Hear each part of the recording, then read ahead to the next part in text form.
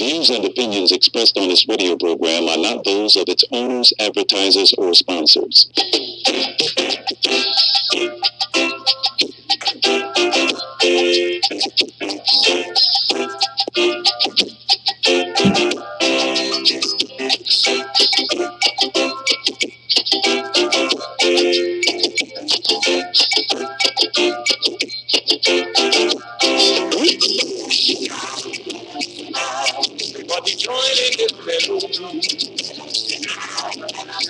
That's the only way we're gonna be.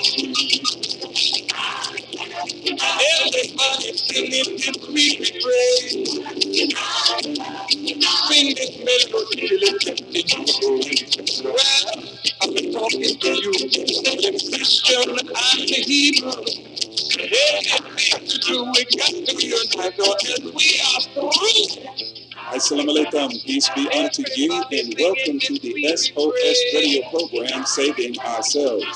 By uniting amongst ourselves and accepting the responsibility to build our communities.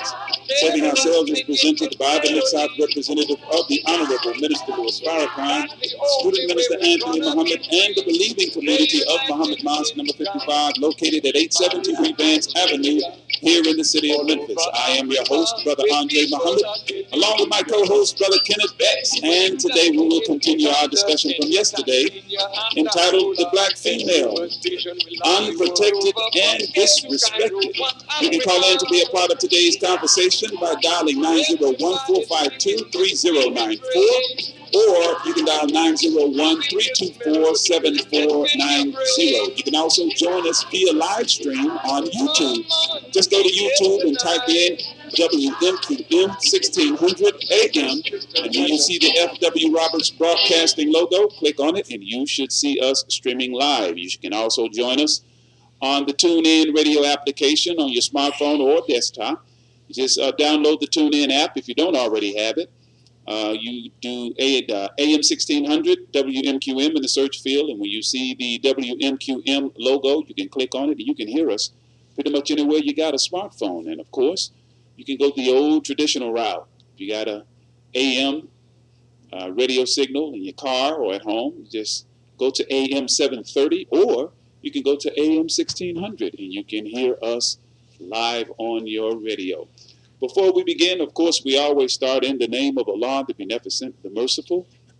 We bear witness to the oneness of Almighty God, Allah, regardless to the land label or language that one would choose to apply. We don't argue over the names by which the Supreme Being is known, because as spiritually mature people, we should understand that God has made himself known according to the language and culture of the people among whom he raised his prophets, messengers, and warners.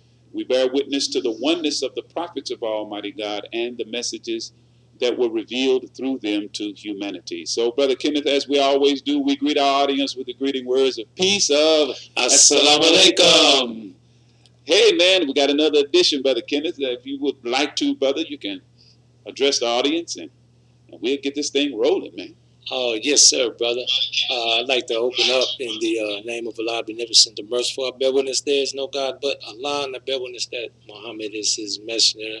And I again extend our universal greeting words of peace, of Assalamu alaikum, which simply means peace be unto you. I'm so excited to be here, brother. I want to thank you for allowing me to be your co-host. It's always an honor to be here. Especially a brother like yourself. Many don't know when I first met you, the condition that I was in all those years ago. Yes, sir. But you was a brother that came in and brought some light into a very dark place. All praises. And has been a straight up brother helping me transition back out here and fulfill what I believe is divine destiny. Come on, man. I also want to I could never thank Almighty God, Allah, enough for the Mid-South representative here in Memphis, Tennessee, Student Minister Anthony Muhammad, for allowing me, a brother who's just been around a short time. Yes, sir. And entrusted me and giving to me this type of platform. Yes, sir. This is, when you're sitting here and you're representing the Nation of Islam, representing Student Minister Anthony and his staff, you know, it's a lot of responsibility. Yes, sir. And yes, to sir. show that kind of confidence and, you know, faith in a brother such as myself Yes, means a lot to me. So I always try to do a good job. You know, yes, I want to be a good student and a good helper. Yes, sir. And Memphis, Tennessee, to me, is the epicenter of the Mid-South. Yes, sir. If Memphis, Tennessee, or I should say when Memphis, Tennessee, reclaims this divine position, you know, because Memphis is mentioned in the scriptures, whether people know it or not. Yeah, sure. So it's a divine destiny right here. You may look at it and just see it as, oh, I can't wait to get out of here, but you're in the right place. And you're in the right place today. We have a very, very timely and much needed topic dealing with the black female, disrespected and unprotected. Yes, sir. And so I'm glad you decided to put this on, and I'm excited to be here. So everyone at the Facebook Live and our YouTube viewing audience, go and tell someone, share it, like it, and let's get down to the business. And last thing before I leave, brother, you're not going nowhere. You're not going to leave. I hope not. Before I get off the mic, I must extend the greetings or pass on the greetings of peace from our beloved student national prison reform minister, yes, student minister Abdullah Muhammad. I was on my way here, and the phone rang, and I looked down, and I was saying, "Uh-oh, I must be in trouble." The man called. You know, it's just strictly business when Abdullah called. Yes, sir, but he was extending the greetings. But he's a wonderful brother, man. Straight up, brother. Yes, straight up, he's brother. A straight no chaser, man. And hopefully he, well, I won't get out in front of, but hopefully we can have him soon. Oh yes, definitely, brother. I don't mind. In the very near future. Yes, sir. Yes, thank you, brother. Because if you hadn't done it, I certainly was going to give a shout out to our National Prison Reform Student Minister Abdullah Muhammad. As a man who's full of fire. Yes, sir. That was the right characterization. And just to say to you, Brother Kenneth, you remember the Honorable Elijah Muhammad said, as we were on the phone with Brother Tadaro as well. Yes, sir. Brother Tadaro made us remember, or brought to our remembrance, what the Honorable Elijah Muhammad said. His best followers, some of his best followers are still in the street. Yes, sir. And certainly, and when we look at our history, the enemy of our rise has always sought to marginalize the strong brothers amongst us, the strongest. And I must bear witness, brother, that when Brother Student Minister Anthony put me on the post way back in 1994 of going into prisons, and over the years that I've carried out that duty as part of our ministry, I met some very strong men in prison houses and just got caught up according to circumstances. And I've told them over the years, I said, brother, some of you come out of here, I'm going to probably be following instructions from you. So Malcolm X is a clear example of that kind of genius that's hidden away, as the scriptures say, in prison houses. So I say it, brother, and I have no shame in saying it, Brother Kenneth. You and your person, brother, is part of the proof and the evidence of the transformative power of this ministry and the work of the Honorable Minister Louis Farrakhan, that when a man, particularly our brothers who have not been given a proper or thorough knowledge of self, when they are allowed without any hindrance to hear and examine this message, man, it's so in harmony with their nature that they can't resist it. And if they just accept it and work it in their lives, the results are magnificent. So all praises be to Allah, sir. Thank you, sir. Man, you know, well, I ain't gonna say that on the air. I say that to you personally, brother. So, but that's my brother. Brothers and sisters, we're gonna take a quick break, and we're gonna get our commercial announcements in, and we'll be right back. What's your source for truth and news reports? Where do you turn for non-corporate driven news that's fair and balanced?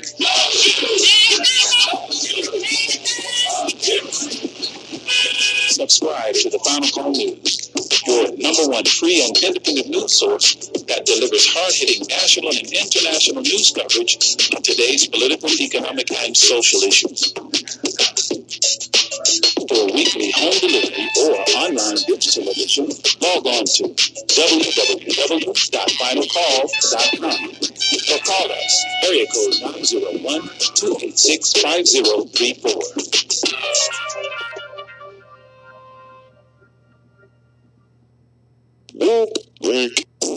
Get your locally made, freshly baked supreme bean pies from Bake the Bean Pie. Made from the best of ingredients, experience the golden brown, flaky crust and pastry filling of the supreme bean pie from Bake the Bean Pie. Not only delicious, but also nutritious. The supreme bean pie from Bake the Bean Pie. Call in your order today, 901-210-8791. That's 901-210-8791. Bake the Bean Pie. The Urban Indulgence Bath and Body Boutique. At Urban Indulgence Handmade, we pride ourselves on offering quality skincare at affordable prices. Handmade with plant-based, skin-loving ingredients, our soaps and body butters give you luxurious lather and ultimate moisture. Experience the Urban Indulgence at 3314 Poplar Avenue next to Poplar Plaza. Open Tuesday through Friday, 11 a.m. to 5:30 p.m., Saturdays, 10 a.m. to 4 p.m. And we're back live here at the SOS radio program. Once again, we greet you with the greeting words of peace. Assalamu alaikum, Brother Wazir. America can change, but attitudes change. I have to remember, brother, I have to actually stop these jingles now because they will just play. Keep playing. Yeah, they'll keep playing, but we're getting acclimated, man. They're growing here. They're making the necessary changes, technologically speaking, to accommodate us here at AM 1600 and 730 WMQM, as well as KQPN on your radio dial. That's WMQM, which is AM 1600, and KQPN, which is AM 730. And again, the call-in numbers for this discussion are 901-452-3094. That's 901-452-3094. Or you can dial 901-324-7490. And those are the call-in numbers for this program. And Brother Kenneth, man, it's a lot to deal with for our women. Yes, sir. The plight of black females in this country. And, of course, it is not being talked about. It's a conversation, you know, for whatever reason, that's not being had. But, of course, before we get into the conversation, we have to give you the principles that we like to share with our listening audience that will undergird, hopefully, the conversation that we should keep in mind. I call them axioms. AXIOMS. Look it up. But the first one is from the Honorable Minister Louis Farrakhan, wherein he writes, "He who prescribes for you the diameter of your knowledge dictates the circumference of your activity." And those who have prescribed for us the diameter of knowledge that we have been given or allowed to have has only been just enough for us to function within the construct that they have established. They have never desired that black minds and black bodies operate independent of their control. Their meaning our the dominant society, the construct of which is white supremacy. We can deny it or be afraid to say it all we want. White supremacy is alive and well in America. We saw it in Charlottesville, and it's reared its ugly head time and time again.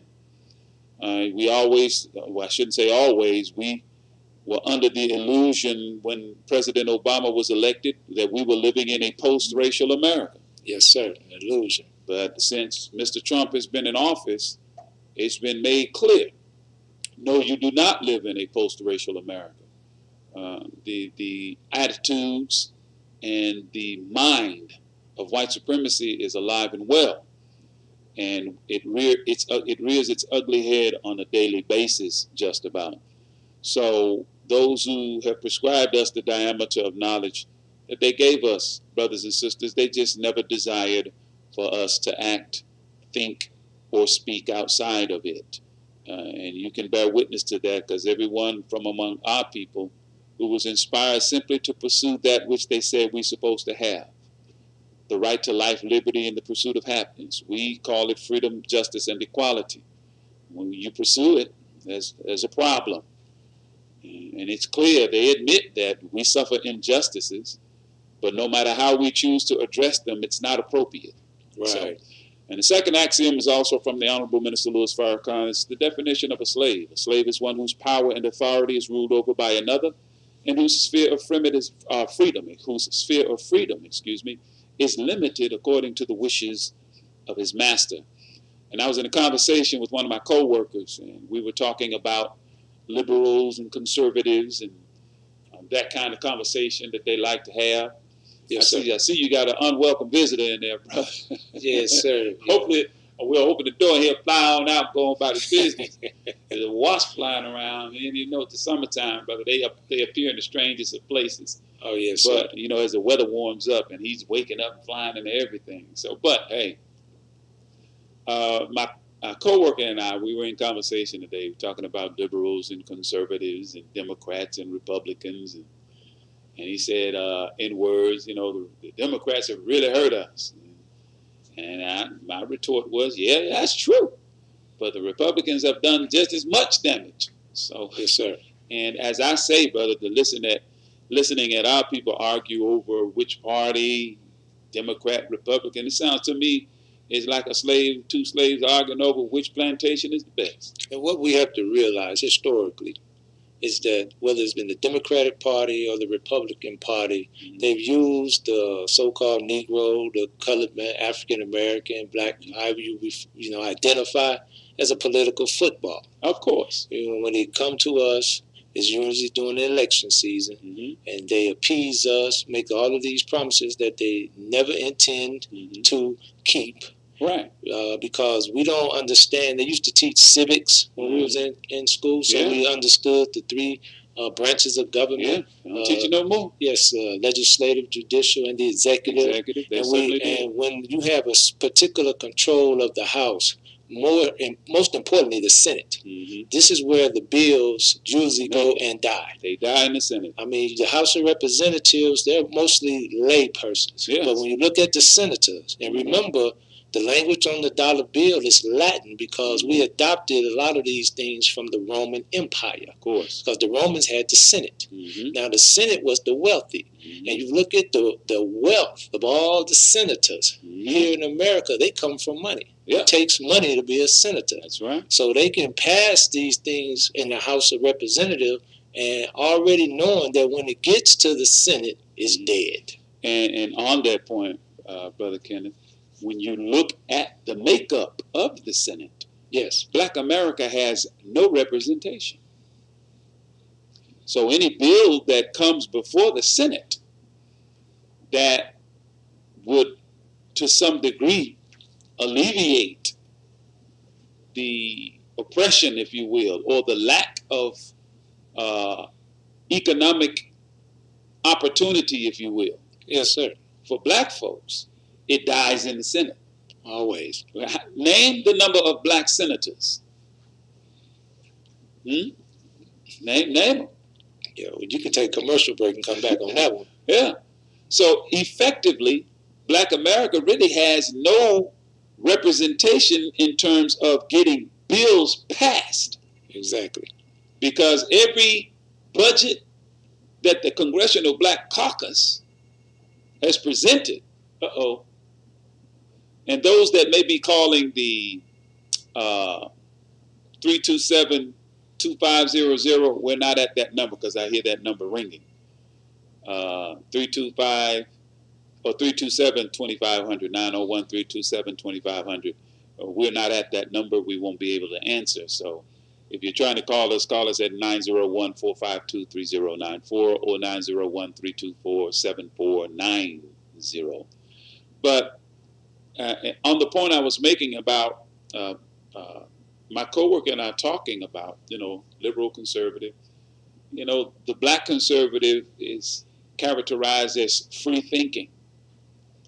But the truth of that, the reality of that is that they're not really free, because one Republican or conservative, I should say, and I would call her name. Her name's Candace Owens. Brilliant black woman. Yes. No doubt about it. You know, I'm taking nothing away from that sister. She's brilliant. But she just made a remotely positive comment about the Honorable Minister Louis Farrakhan. Oh my goodness. And boy, did they jump on her. And it was it's a talking point of the Republicans. Yes. So even though what the Honorable Louis Farrakhan advocates for Black America in terms of self-help, and I think it was that part of the program of the Nation of Islam and the Honorable Elijah Muhammad that she agreed with, that the Republicans agree with. Yes, self-help. One of their talking points. Yeah, self-help. But because of who it is, they jumped on her, and she, of course, retracted. So the question becomes, is she really free? See? So, you know, I don't buy the bill of goods of, you know, true enough, the Democratic Party has not done nothing. We've benefited very little, if anything. They get our vote all the time. You know, hey, we default. We just vote Democrat. We just vote the Democratic ticket. Don't even know why you do it. I just do it. That's what Mama and them do. Mama and them did. Mama and them. Knowing that the Democratic Party used to host the Dixiecrats, the Southern Party, until Lyndon B. Johnson, and it was in his tapes when he said that by him signing that civil rights bill, he'll have those N-word he used. Voting Democrat for the next 200 years. Yes, sir. Yes, sir. The actual facts. Yeah, and brother tried to, you know, he talked about Abraham Lincoln freed the slaves. I said, no, he didn't free us, brother. We, like you said earlier, Brother Kenneth, we were just a political football, because Lincoln said clearly, if he could save the Union without emancipating us, he would have did it. Yes, sir. His words. His words. And he only freed the states that were insurrection to the federal government at that time. And it was a political military bill at the same time to destabilize the Confederacy. And now they had to fight a war on two fronts, watching the slaves trying to escape, keep them in, watch their homes and their crops. And then you had Sherman coming all the way from Virginia, all the way down to the sea. So, you know, when your eyes are open, you're able to see clear. You see clearly, man. But I was just thinking about Candace Owens. It's funny how the Honorable Minister Louis Farrakhan is always the litmus test. Yeah. You know, you got freedom of speech, but like that song we grew up on by Ice-T, but watch what you say.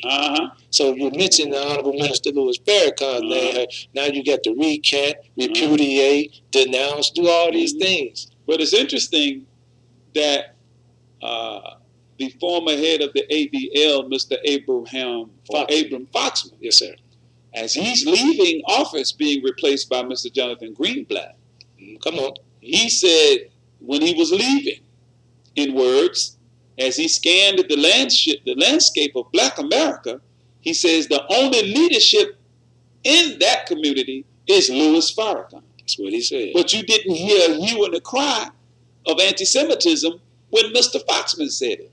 So what does that tell you? Who controlling the cry? There you go. What does that tell you? So they can bear witness to the efficacy of the minister's leadership in our community. But you Negroes, you can't. You can't give kudos to Louis Farrakhan or the Nation of Islam.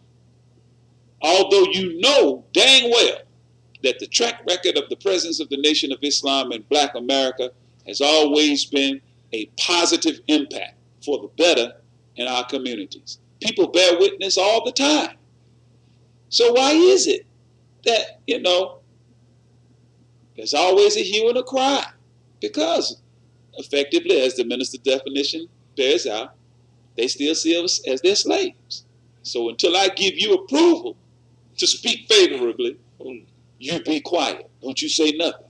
I was just thinking, you know, because our people sometimes when they come into a certain degree of knowledge and they understand some of the tricks that have been played upon them by quote unquote religious or religion in general, they make an extreme move away from it. But divine prophecy, they study that in the halls of justice. Of course. And there was two things I was thinking about in regards to the Honorable Minister Louis Farrakhan and Mr. Foxman and Miss Owens. One scripture says that they had to kill Lazarus because if the people saw Lazarus alive, a man that they knew was dead, stinking in the grave, in his burial cloth, they would believe in Jesus. Right. And then in the Holy Quran, which is the book of scripture of the Muslims, it says that one from among Pharaoh's people, the ruling class, came out and bore witness, said, hey, I believe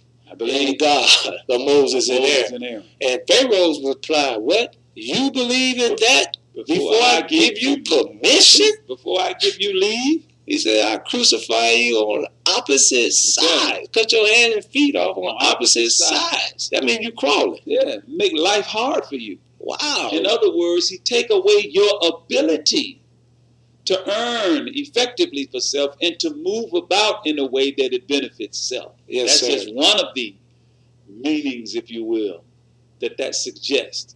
So whenever someone speaks favorably of the Honorable Elijah Muhammad, Moses, or the Honorable Minister Louis Farrakhan, Aaron, then they are cut off. Their hands and feet on the opposite sides are cut off. In other words, their ability to earn and to move freely amongst even the diameter or the sphere of freedom that Master prescribed for them. Oh my God! He takes it away, and because he gave it. And I want our people, because it's generational, but you go back and study the rise and fall of Arsenio Hall. Now here's a man that supplanted Johnny Carson, the late night king. Millions of viewers every night. You had old ladies on the plane, doing that, woof, woof, woof. Yeah, doing the finger. Yeah. He had that finger, brother. His finger looked. That finger was 12 feet long. Man, got a whole... Man, but look, everybody used to tune into Arsenio. He was top man. Man was had the audacity to say, I'm gonna have Louis Farrakhan. 1993. And he's like, no, you ain't gonna do that. He said, man, you don't tell me what to do. He had the minister on Tuesday, and Friday he was signing off. Friday he was gone. And you ain't seen him. He tried to make a comeback, but they put stipulations on the brother. Right, and he couldn't operate like that. I mean, he used to make mockery. He'd be using the word Farrakhan. They'd be putting the word censor up, you know. It was, but study that history. That shows you the power. You think you a big man. Oh, you want to buy NBC? Yeah. We say you can't. Now you want to make a move without us? Oh, we'll bring you down, Mr. Cosby. We'll bring you down. You're not going to sell us back the masters of the Beatles and Elvis? That's $1 billion enterprise. You got Michael Jackson. And then it's interesting, brother, that all of these figures of which we're speaking, Michael Jackson, Bill Cosby, Prince, Whitney Houston. Yes, sir. Mention her. Yes, sir. But we can mention right now R. Kelly. Yes, sir. All black entertainers who fought to have rightful ownership of their cultural property. They are either dead themselves or have suffered some loss of a close family member. Even Michael Jordan. Think over that. Craig Hodges goes after winning the championship, the Bulls, the first one. Yes, sir. He had the audacity to show up at the White House with Bush 1, dressed in Muslim garb, and had the nerve, the unmitigated gall, to give the president a letter addressing the plight of black people. Next thing you know, the number 1 3-point shooter in the league is gone. That was the first Colin Kaepernick. Yes, sir. And next thing you know, and another thing he did, he brought Michael Jackson, not Michael Jackson, but Michael Jordan to Mosque Mariam. Yes. He invited, and I'm going to tell you, they got in Jordan's ear quickly. So, brother and sister, We're not free. That's why I give these axioms. And let me give the last one, and we're going to get on with the conversation, brother. The last one is, of course, from Carter G. Woodson. In his book, The Miseducation of the Negro, he writes, when you control a man's thinking, you do not have to worry about his actions. You do not have to tell him to go here or yonder. He will find his proper place, and he will stay in it. You do not have to send him to the back door. He will go without being told. In fact, if there's not a back door, he will cut one for his special benefit. His education makes it necessary. So, I mean, these are these are axioms, guiding principles that we put in place to help us to think that and understand, hopefully, that the information that we go and get from the colleges, the universities, I mean, it's good. I mean, that's fine. But it's not the kind of education that will allow you to supplant or free ourselves from the inordinate control of forces outside of our communities. Because one, they're going to come in when they see the talent among us, they're going to come in and they're going to back you. They're going to fund you. It comes at a price. You know, I got a family member. They gave him a free trip to Israel. Wow. Free. I'm not going to mention his name. Yes, You know who he is. He took pictures. Very intelligent black man. Brilliant brother. You know. But that's how they do, brother. They mine the talent out of our community. And they court them. And if you will check many, if not most, of the scholars, quote-unquote thinkers, among black folk, have Jewish backers. That's just a fact. Now, I know somebody says, well, that's anti-Semitism. You go check for yourself. You go check. And unfortunately, most of them, when you hear them talk, they don't talk about liberation for black folk.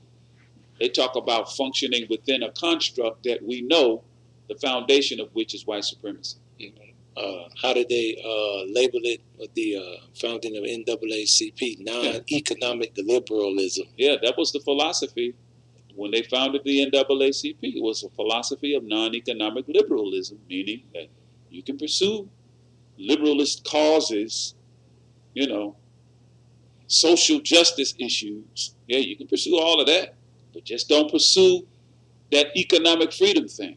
And if you pay attention, every black man, woman, that advocated on behalf of black people, when they got in real trouble, it was because they began to advocate that we take control of our economic destiny as a people. Yes, because it is imperative to the construct of white supremacy that they control and manipulate and exploit the black dollar. Absolutely. And for all that they do to downplay and mischaracterize the black community, then why do we see all of these groups, the different ethnic groups, come in and set up shop over there if it's so bad? Yeah. Because they know they're sitting on a gold mine. Yeah. It's sort of like a vampire. He needs blood to suck in order to live. Right. And the black community has a lot of blood to be sucked because we don't produce anything. That's correct. When they use the term 1.4, or it may be even greater now, purchasing power. We got that much money coming to black people's hands. 1.3 or 4 trillion. And if you were a nation, you'd be ranked in the top 10. But what they're saying is that 1.4, 1.7 trillion dollars is for consumerism. Yeah. We're not producing anything. We're not building anything. We're not creating jobs or trade or commerce. So we get the money. And what was the last statistic? It was 6 hours. Yeah. It's outside the community, 6 hours. Mm-hmm. So you barely got enough chance to fold it up and put it in your wallet. Yes. And and that's just the truth. There, people that may not understand the means by which dollars are tracked, spending currency is tracked. Any economist understands the principle of how to determine how a community spends their money and who with, predominantly. Because, you basically start at the base. Yes, sir. How many black businesses, national chains, do we even have to take our dollar to? Exactly. So it's elementary because, you know, sometimes I hear people, how do they even determine, how do they know how fast our dollar go out of our community? Ain't no way to determine that. So a lot of people are dismissive. Yes, that's just because the ignorance among our folk, brother, is so thick, you know. Well, if that's the case, how do economists forecast what their earning potential will be? It's called an economic forecast because you've seen patterns of how people spend and what companies are making the money and what products are being distributed and what ethnic groups own these chains and stores and big businesses. Yes, sir. We don't own it. Like you said, we don't produce anything. So part of the problem of keeping our dollar in the community, and I know we're not on the subject yet, y'all, we'll get there. Part of the problem of the inability to keep our dollar in our community is because we produce nothing. We don't. Now, we own, well, you can say, well, so-and-so owns 6 McDonald's. Yeah, that benefits him. But who owns McDonald's? Exactly. Not us. And the Honorable Elijah Muhammad, he told us in a message to the black man, he says, study the white man. He is successful. Yeah. He makes no excuses for his failures. He makes no excuses. He works hard in a collective manner. You do the same. Do the same. So let's look at other ethnic groups. What do they do when they come here? I mean, the Hispanic brothers and sisters, I mean, just sit back and watch them. You sit back, you tease. Look at all of them living in that one house. That one house becomes 2. Then it becomes 4. Then it becomes a neighborhood. There you go. Then it becomes a community. Then they put a grocery store in close proximity to their neighborhood. And they put a restaurant in close proximity to their neighborhood. Yes, sir. And when you look at our Hispanic brothers and sisters, they go to La Hacienda and they eat. Spend their money with themselves. You know, we don't do that.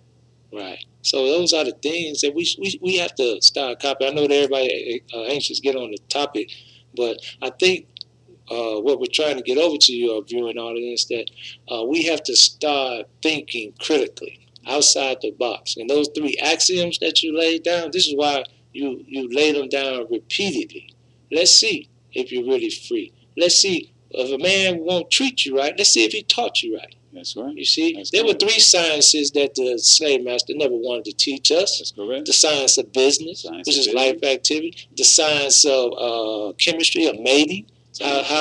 Because through marriages, this is how the Europeans consolidated wealth. And also the science of warfare. Because you got to know how to protect that which you have. Whatever you build, because you got to know how to protect it. Business is warfare. That's right. In a capitalist society like this, yes, business is warfare.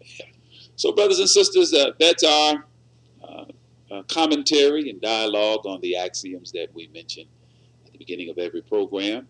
And we're fixing to dive into this. The black female, unprotected, disrespected.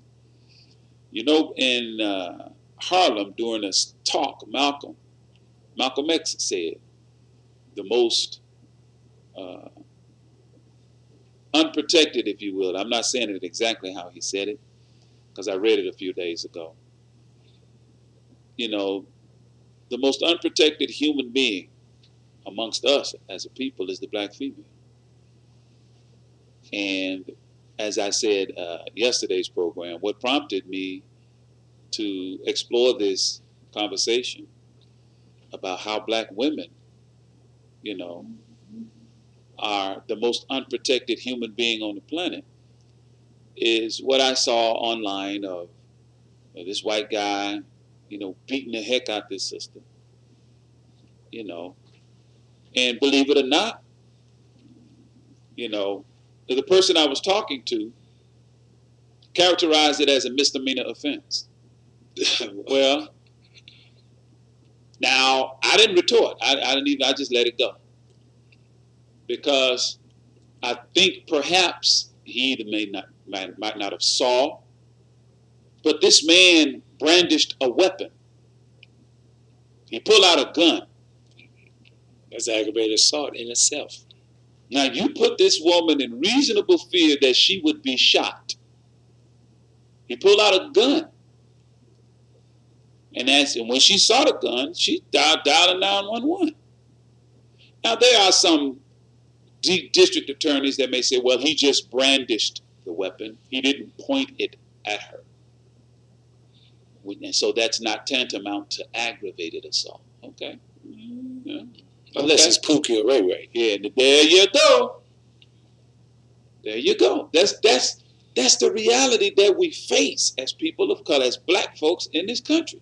You let a black man walk up to a white woman like that and brandish a weapon and then bust her in the head 5 times like that. That'll be aggravated assault all day. That district attorney will pursue aggravated assault. We've seen it too many. There are millions upon millions of precedents and examples of this taking place. Yes, sir. So I don't understand why we keep sticking our head in the sand and not calling what we see what it is. Because you're disrespecting the black female. Thank you. Because we ourselves don't have a healthy respect for our women. So, and I want to hear your thoughts, sisters. Do you think that was ag assault? Because to my understanding, he was just charged with a misdemeanor and gave a couple of $1,000, $2,500 bond or what? I can't remember what I'm not sure it was that amount, so I retract that because I don't know. I retract $2,500. I'm not sure about that. But sisters, women in general, do you think that was a felony or a misdemeanor? Good question. Let's call in and get some feedback. I want to say think that's what it was? Should he have been charged with a felony? Because no man should put his hand on a woman, black or white. Of course not. But however, how is this man charged with a misdemeanor? And when others see that, does this give license for others to do that? Say, well, it's just going to be a misdemeanor. I can get community service, go outside on the highway, pick up some trash, and get it expunged from my record. It'll be just a weekend.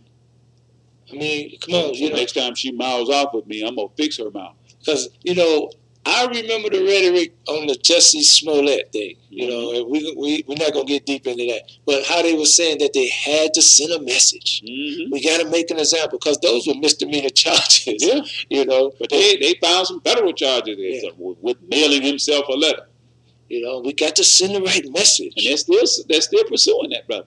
Even though now I heard on the news that they had dropped all charges. Is still something going on with that? Yeah, the feds are looking into why the DA decided to drop it.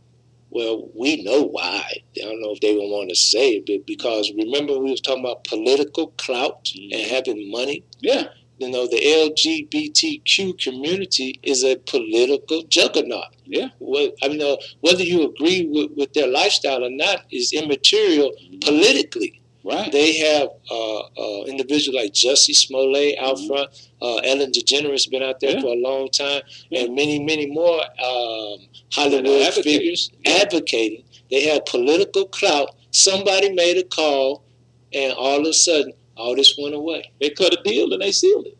Now, don't get us wrong. Now, we're not defending Jussie Smollett. No, we just, because based on the evidence they presented, that brother was in trouble now. They had a good case if they had what they said they had. But see, I like something that I think it was Father Flagel said, that now, the superintendent and Rahm Emanuel understand how we feel when all of the evidence suggests in these police shootings that somebody should be charged and it all goes away. Exactly. And it reminds me of the book of Obadiah, as thou hast done, so shall it be done unto you. So it's kind of like, you sow the wind, you reap the whirlwind, man. I mean, that's a universal law, the law of reciprocity. So, and politically speaking, they say in politics, brother, you have no permanent friends. No permanent friends. And you have no permanent enemies. That's right. In politics, especially in American politics. So who may have been your adversary in the past, for political purposes, he becomes an ally. So that's the kind of thing we're dealing with. But where we as a people are concerned, it seems like all we got is permanent enemies. That's it. That's it. We even when someone,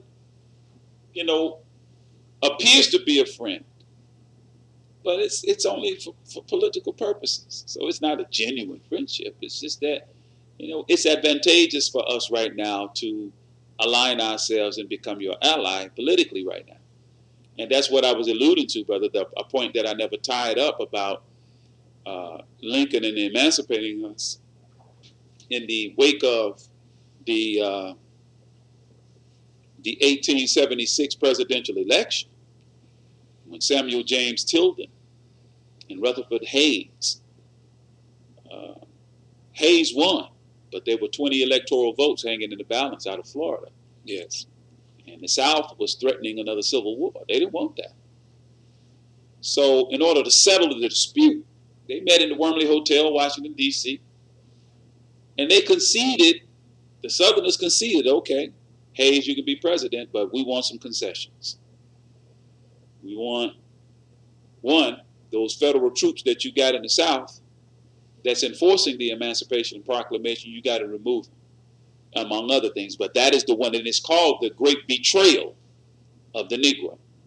And I think it's interesting, as the Honorable Louis Farrakhan pointed out to us in history, that it was on February 26th of 1877.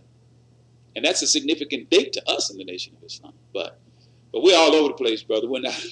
Brother, I want to give a couple shouts out, man. Yes, sir. YouTube audience. We got William Al Hafiz Bey, Sister Tanya Lee, Yes. Big Brother Datrin, Sister Carmen Muhammad, and our beautiful Sister Samantha Baruti. Sister Samantha. Yeah, assalamu alaikum. Yes, sir. Well, we got some on, and I got Sister Roslyn is on. She's always tuning in. Sister Roslyn, thank you, son. Big Brother Chuck is on.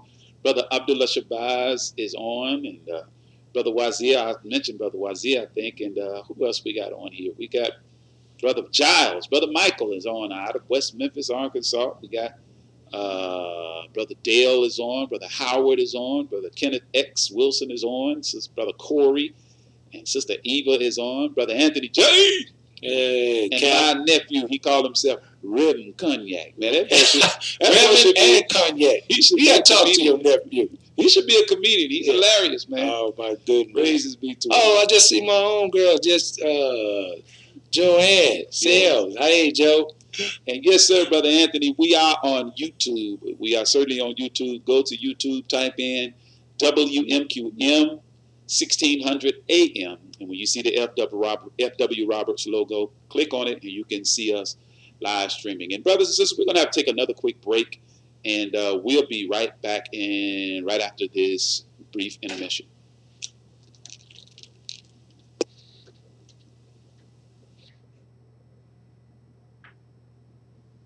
America can change, but attitudes change slowly. There's something that we, as black people, must do to affect that kind of change. But if our people are jobless and in gangs and are the #1 killers of themselves, then how can anyone looking at that picture see us as their equal? So there's an awful lot of work for black leaders, black preachers, black teachers, black organizations to do to lift our people up out of the quagmire that they are in. That is not on Barack Obama. He has the cross of America to bear, but the raising of our people is still our job to do. Man, you can tell by the news, we will always lose. It's white people's fault. Nah, better yet, Jews. I was a confused and abused child. Mama made my views foul. Damn, Obama, what excuses I'ma use now? My pops were there. I can't use that. Now they can trace my dirt all the way back to where I choose at. Who's that? Peeking in my window, bro. Damn, the whole wide world, I can't pretend no more that I'm just a lost sheep who don't get the old letter. Now the cross deep, I gotta reap what I sow because I know better. Can't never put that G back in the bottom. Cause now we got a real life black family role model sitting in that house that slavery built. Shit might have gave y'all hope, but it gave me guilt. And I bet you ain't black neighborhood thug do the same thing. They pulling the plug on the blame game. It's on We must accept the responsibility to build our community. We don't have a community right now. And so we must build a community and get away from calling where we live the hood save our youth from self-destruction. That's right, and we're back live here at the SOS radio program. We have to accept the responsibility of what's happening in our neighborhoods. So, Brother Kenneth, let's launch out of here, man, on this, not out of here, but let's blast off on this subject. Yes, sir. Get more in detail into this conversation we're having.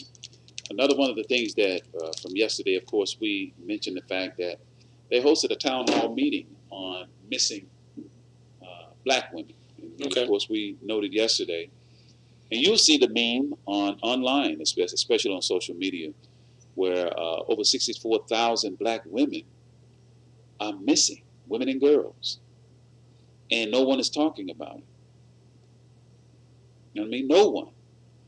And although, man, I hate to use, comparisons, but I mean, look, man, the reality is, and it's really on us. Why are we not talking about it? We can't. If mainstream media is not going to talk about it, fine. Let's put the onus on ourselves. Why not? Why are we not having the conversation? And that was as of 2014. The most recent number of black women and girls missing is 75,000. And of course, we juxtaposed that or spoke of it or mentioned it in tandem with the rising alarm of the black market with regard to organ harvesting and selling organs. And people are finding, we ran a news article in the Final Call, and there have been several articles of people just coming up missing. And the few that have been found, they've been found with their internal organs missing. Look, man, this is not some horror show. No, this is real. But they're not talking about that on CNN. They're not mentioning, I mean, how can that kind of news event not be talked about? You can talk about the Natalie Holloway. You remember Natalie Holloway? Yes. I couldn't think of her name. I couldn't think of it yesterday either. Yes. I mean, it hit the news Every day for years. And that's just one. But we got 75,000 of our sisters missing. We're not even talking about it. But we're going to talk about it, and I'm getting some confirmations. We said yesterday we're going to get some of our sisters to come on and have this conversation. Yeah, this is not going to go away after today. We're going to have this conversation again next week. I've reached out to some of the sisters, and I've gotten some commitments. Well, almost. I know I got one. I just need to make we got two. Sister Tequila. Yes, she confirmed. Yes. Sister Donna, and I'm just waiting on the third, which will be Sister Tamiko Muhammad. And we want you to hear from our women and hear a woman's perspective on this in terms of why is it that there's basically silence. And that's not the only thing. Black women are the least likely to marry. And today at work, I was talking, my coworker I was talking with, we got on the conversation of how every generation of our young people, we bequeath to them nothing. In other words, we don't leave them some kind of economic legacy or some kind of economic base that they don't have to start from zero. Yes, sir. And I was sharing with my coworker that my wife and I have been blessed that we are building something that will potentially be a foundation for our daughter. And I was saying that I was telling my daughter that, the number of suitable mates, the availability of suitable mates for you, the reality of that is the pickings are very slim. So you have to have or be in a position to be able to do for yourself, and have a strong relationship with your Creator. That's what I tell my daughter, man. And one of the female co-workers overheard it. She was like, Lord, that is right. So our women, and what they said to me is, see, I knew, and we need to get some sisters on here because they're going to tell it straight up like it is. You know, and we got to be man enough to accept our responsibility of what's going on, because we are the primary. I got to say it like it is. Because we're the first line of contact. We the primary disrespecters of our women. Mm-hmm. This is just actual facts. Now there's underlying circumstances, and I don't get on us because I understand what was done to us and the psychological trauma. And we are operating out of so much mental deficiency that we don't even know. But again, you cannot excuse erroneous behavior. Mm-hmm. When That's you know right. better, you got to start doing better. That's right. And the brothers, we got to step it up. That is absolutely correct, brother. And you know, this is a very unfortunate reality that we're dealing with. And as they said when they had the excuse me, the black congressional lawmakers that convened a town hall meeting on this issue back in, when was that? Back in 2017, May of 2017. Unfortunately, the conversation has not continued. If it is going on, it's going on, you know, at the grassroots level. And the number of our women that are missing requires that this should be a everyday conversation. You know, not only a conversation, resources should have been brought to bear to determine, I mean, what is this that our women are just coming up missing? How you miss 75,000 people? Well, brother, when you are a defeated community. And see, and this is the thing. You know, I have a saying, Brother William. I'm sorry, Brother Kenny. I got Brother William on my mind, I guess. But, brother, those of us that become successful, you know, unfortunately, we have the attitude, or our behavior suggests that the struggle of our people ends with our personal success.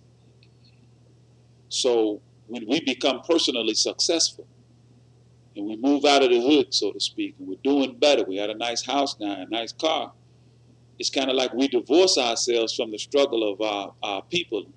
And some of us go so as far as to say them, as though we're not a part of our people anymore. And these are the kind of attitudes that give rise to why that guy felt, you know, comfortable bashing that sister like that. And why this brother on a subway has this mentality, man, I wonder, does he have any aunties? You know, does he have a grandmother? Or does any of his cousins, does he have a grand auntie? And how would he view, you know, somebody with a deckgum cell phone recording some man kicking their grandmother in the face? You know, and I mean, in my mind, brother, we should be completely outraged. This should be, you know how when Trump do something and it becomes the talk, talk radio, a newscast. I mean, I don't care what channel you put it on, that's what's trending. Yes. But these kind of things can happen to our women, brother, and it'll get a brief mention. You know, it'll get a flash of news, a little bit of something. Some of it never makes it to the news. Yeah, they caught the brother, from what I understand, and have arrested him, and they got the white guy, and they have arrested him. So I guess they're saying, well, that should be the end of the conversation. But no. Not only that, we got all of these women missing. You know, and I think, brother, and if it pleases Allah, we're going to continue to have this conversation next week. And in this article, brother, from CNN Politics from 2017, I'm going to quote what the commander, Miss Chantel Dickerson, the Metropolitan Police in, what city were they in? In New Jersey, I think it was. Yeah. Yes. Well, actually in D.C. Because according to this report, brother, more girls go missing in D.C. than anywhere. Nation's capital. Yeah. More black girls and women go missing there than anywhere else in the country. But she said, we have received a lot of media attention and a lot of concern from the public because of the number of cases. And I thought to myself, what media attention? But this is what this is saying. What media attention? Audience, have you heard a whole lot of media attention about these numbers of our women that are missing? Okay. She said this in a March news conference. There have been concerns that young girls in the District of Columbia are victims of human trafficking or have been kidnapped, or that there's an increase in the number who have gone missing. And I say this without minimizing the number of missing persons in D.C. because one missing person is one person too many. But there's actually been a decrease, she added. You see, a decrease. How many? By how many? But brother, how can you even mention decrease in the face of the number? If you say one missing person is too many, I don't even think decrease should have came out of her mouth. Until you make a significant enough dent in the 64,000 that are unaccounted for. I've just come to mind, I don't remember what year it was, but there was a group, I think it was Boko Haram. Yeah. And they had these girls that they had came, a couple hundred. And it became a hashtag, I think. Return our girls. Yeah. Which I'm for. Oh, yes. But it was a couple hundred. Yeah. And it was, way over there, in another country. But 75, the number is just daunting to me. Yeah. Just missing. Yeah. And these families, I mean, who are these families of all of these women who are suffering in silence, apparently? Yes. No attention has been brought to this issue of women in our community to the tune now of 75,000, the recent report that I read from Black America Web, that are just missing. So, and in conjunction with that, brother, as I mentioned, there are other challenges that our women face, with regard to childbirth. Black women are most likely to suffer medical complications because of socioeconomic reasons, reasons of race. There are even doctors, brother, that have an attitude towards black women that, it's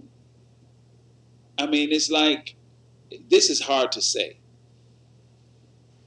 But unfortunately, brother, some black doctors treat black women as though they are impervious to pain. So when our sisters, and this stuff is being reported, you all go and research this yourself. These are the kind of attitudes. And because of our attitude as men, black men in particular, towards our women, because of the cultural deviance that we have relative to black women, and because we have been the number one disrespecters, of her, then this has, by default, given people in other communities to disrespect our women. Black women go to Asian nail parlors and have a disagreement over, a service provided. They get their nails done, their feet and their hands, and a disagreement arises over the quality of the work and whether or not full price should be paid and whatnot. Yes. Next thing you know, sister in there getting beat down. Now, this is not to excuse the fact that you know, some of our women, you know how our sister is. And she gonna fight, you know. And unfortunately, many of our women, brother, historically have been put and forced into a position or in a situation that she has to fend for herself. You know, and one of my coworkers, he referred to it as toxic feminism. Yeah, I saw that. That's a new phraseology that's out there now. Yeah, they call it toxic feminism. You know, well, as you went through what happened to us as a people with the breaking of the male, yes, sir, which froze the female in a psychologically independent state, where she doesn't see protection coming from a man. So now she psychologically has been put in a state of mind whereby she has to now take on the role of not only as nurturer but defender too. Right, dual roles. Dual roles. So that, coupled with many, many other factors, brother, is what has given rise to why our women are so vulnerable. I mean, they're completely vulnerable. And I think about it, brother. I look, you know, for the past, you know, since I saw those videos and prior to us coming on the air yesterday and, of course, today, I paid more attention to our women as they are out and about, just out in the public, out in the community, out at the shopping mall, going to the grocery store. And for the most part, our women are alone. That's true, brother. That's true. And if they're not alone, they're with some children. You know, so they're like unattended almost. They're just by themselves, brother. And they go shopping, and you see them, brother. At least I see them. I was at the grocery store. I was at Kroger the other day, and I just kind of paid attention, you know, because one place you're gonna find a lot of women is at the grocery store. Right. And I had to go get a couple of items. My wife asked me to stop and pick up a couple of items, and I do that, you know. And I'm just looking around. I'm like, look at all these women, black women. So I'm a white, of course, alone. And when you go out in the parking lot, brother, you walk to your car, and you sit there and you look at how many of these sisters going to their cars by themselves, their purse out sitting in the basket, they loading their groceries. Yeah. You know, just alone. By themselves. By themselves. But you know, one thing I did notice, brother, Asian women are almost never alone in a grocery store. There's a man with them. In a lot of instances, most Caucasian women, I shouldn't say most, but you see a greater number of men accompanying other ethnic women at those kinds of places, whereas black women, you may see one. You may see one black man with his wife or with his significant other. You know, and it's not just that place. It's just in general. You know, and if the sister is with, she's with another woman, you know, they're together as women. And I can't help but think, brother, you know, the attitudes that we have towards our women has played a major role as to why these numbers are what they are today. And why we keep hearing and seeing these instances where women, black women in particular, are being assaulted, beat up. Yes, sir. You know, yes, and sir. of course, in the article that we raised yesterday, according to the UN, the United Nations, they said the most dangerous place for a black woman, or for women, period, Women, yes, sir, is at home. Thank you for that. At home. Well, if she's at home, what's in the home that's making it dangerous for her? Good question. It's got to be the man that's there, or whoever the significant other is. And then they're wondering why they're upset over this women's movement. And Tamika Mallory and Linda Sarsour and what's the other sister's name? Carmen Perez. Carmen Perez. You know, they want to cast stones at them. And it's interesting that when they started, women around the world responded. So what does that tell you? because it's time now. Yeah. What does that tell you? That the UN report, it gives it legitimacy. Yeah, it's actual facts. Those things we try to, as you said, stick our head in the sand. But those are the things that's going on. But dealing with the aspect of being unprotected, looking at it historically, whenever the conqueror came to make war on a nation, the man is the natural defense. He's the vanguard of the nation. And when the man was defeated and taken down, then the booty or the spoils of war, the prize was always the woman. So when you look at the black community, you're looking at a destroyed black man. Historically, the black man has been destroyed. And when they talk about reparations, I don't understand why they speak only in dollar amounts. When you talk about reparations, the root word is to repair. Well, you have to repair the psychological damage, the social damage. Money can't do that. Money can't do that because those kind of things that have been passed on generation, century after century becomes learned behavior. And this is why we disrespect our women, so no one else feels they have to respect your woman. If there was consequences and repercussions, let's just call it like it is, just on a base level, then you will wipe that out overnight. Well, I know I can't do nothing because if I put my hands on this sister, I know it's going to be some hands put on me. We're not going to do that. We're going to discuss it, or I'm going to talk to some man. Could you speak to the sister and thus and this? But it's not like that because the black man is a conquered man in his community. And we have to, as men, rectify that problem. And when you look at this movement, the women movement, they're out in front of it. What kind of movement have we had lately? Just straight talk.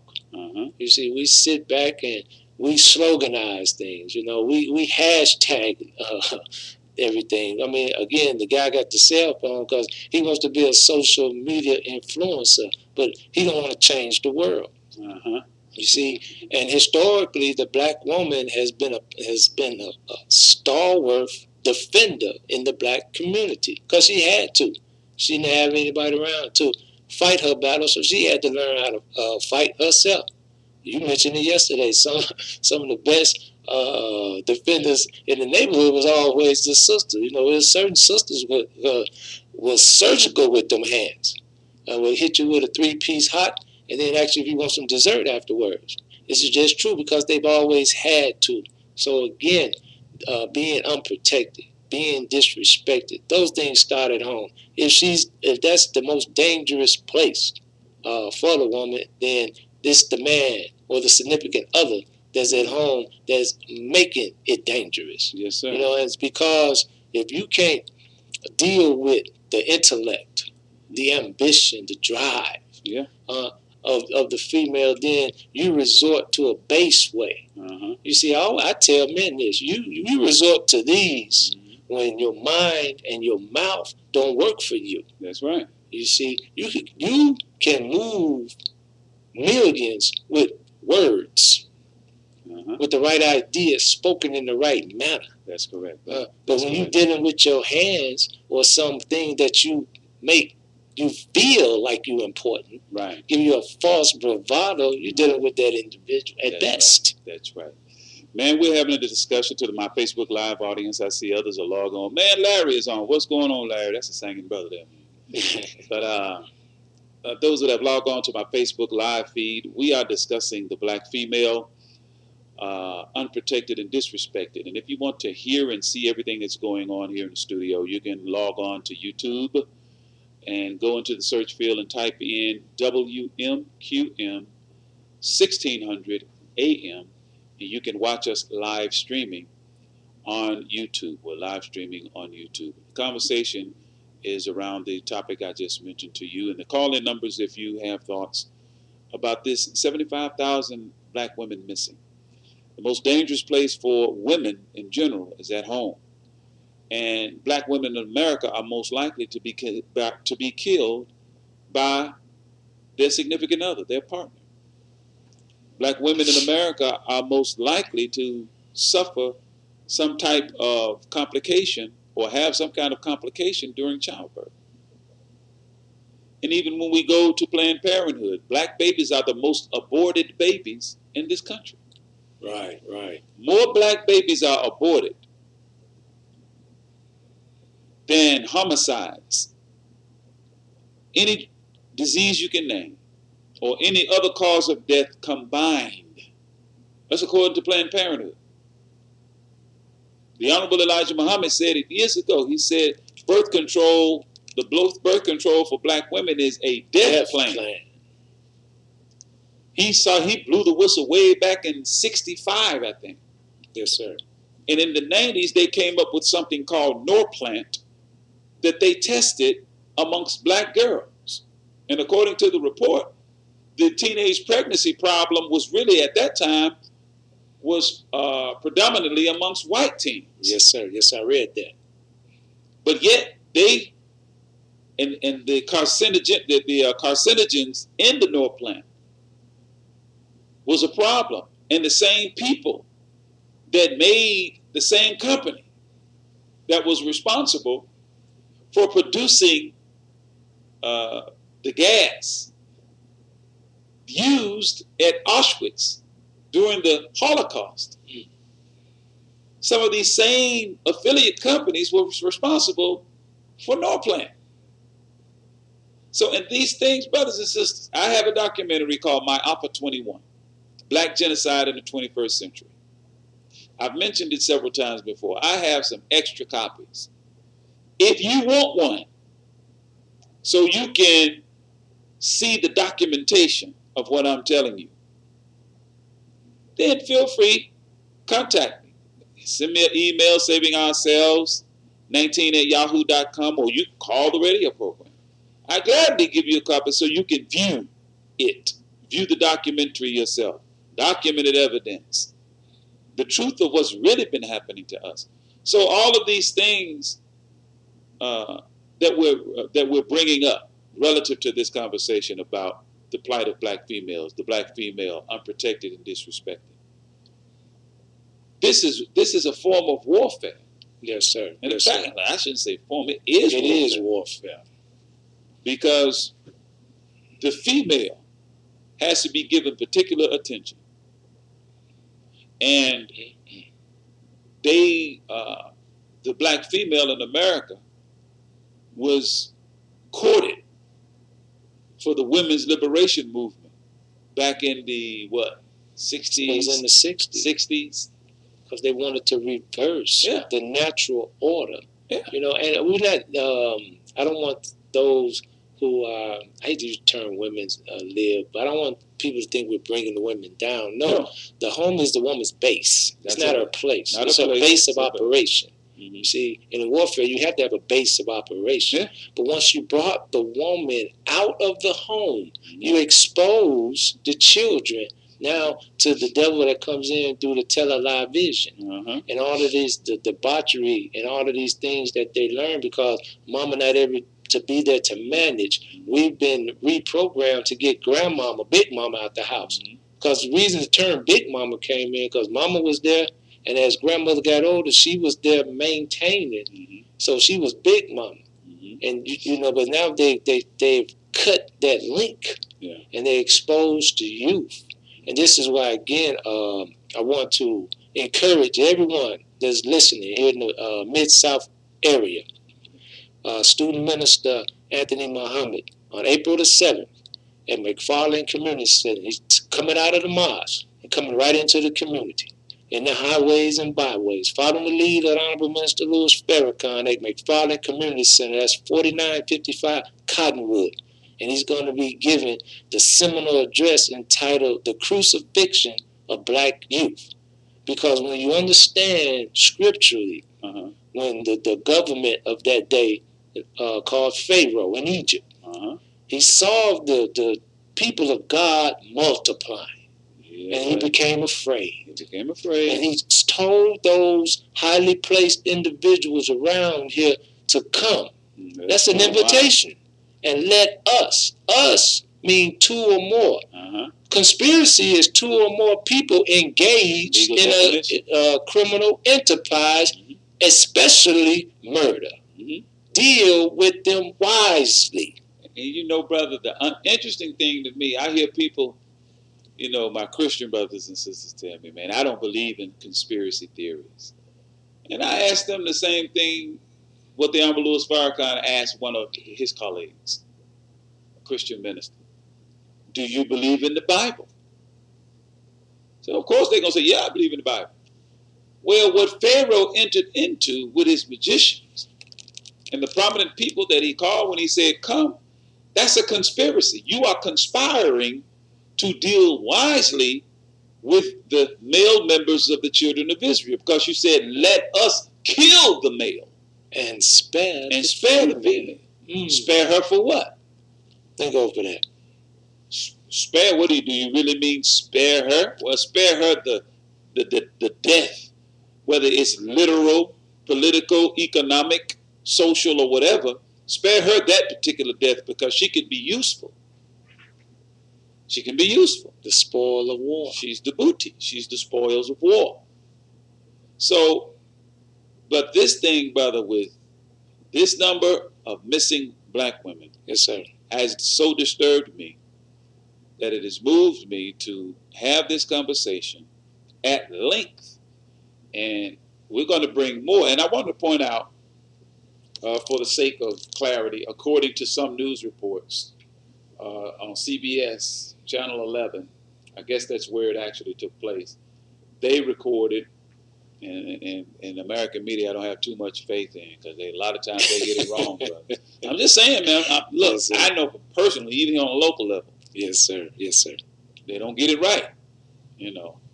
So, but according to the local media, they said that the police were called, and what's his name? Sheffield was arrested for aggravated assault, causing injury, interference with an emergency call, and public intoxication.